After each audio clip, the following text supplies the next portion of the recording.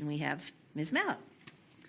The CAC has had the opportunity to participate in Policy 9400, Use of Student Behavior Intervention Practices Policy Drafting Committee, and has discussed the issues as well as received input online. Overall, the CAC believes the policy lacks oversight and accountability measures. For example, the policy as drafted requires that a parent be notified of seclusion or restraint event within 24 hours. These stipulations, we believe, should be more stringent, and we recommend that parents be notified preferably within the school day of the occurrence and no later than within 24 hours. We recommend that using existing technology, perhaps utilizing the student management system, an online form should be developed so that a staff member would complete it in the event of a seclusion or restraint.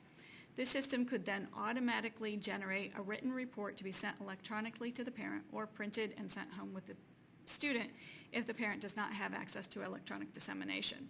Additionally, this input mechanism could then be used to develop a database of events that could be used for evaluation, oversight, and reporting. This could be done in the policy and implementation by adding the following.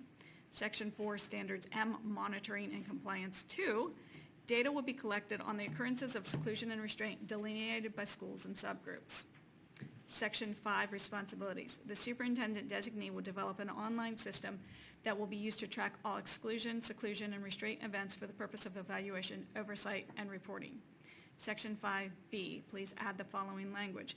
The Department of Special Education will report quarterly to the board on the incidences of all seclusion and restraint events delineated by school and subgroup to ensure the protection of civil rights and the equitable and appropriate use of seclusion and restraint.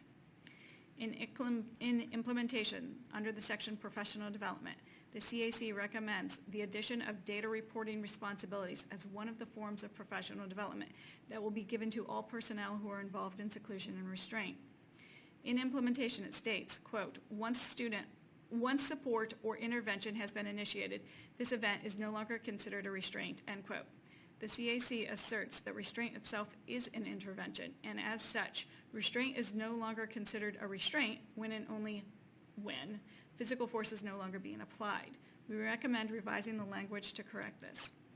In implementation, sections 3, 4, and 5, where it spells out the circumstances where exclusion, seclusion, and restraint can occur, the lack of the term ands and ors make it confusing. For example, it states exclusion will only be used by trained staff members if 1, exclusion is requested by the student, 2, it is supported by the student's BIP, 3, the student behavior unreasonably interferes with the student's learning or the learning of others, or 4, the student's behavior constitutes an emergency and exclusion, etc.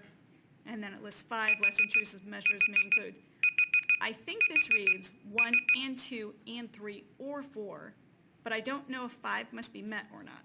And I'm not sure that I'm reading that correctly. So the current language as such is a bit unclear and should be clarified. Thank you.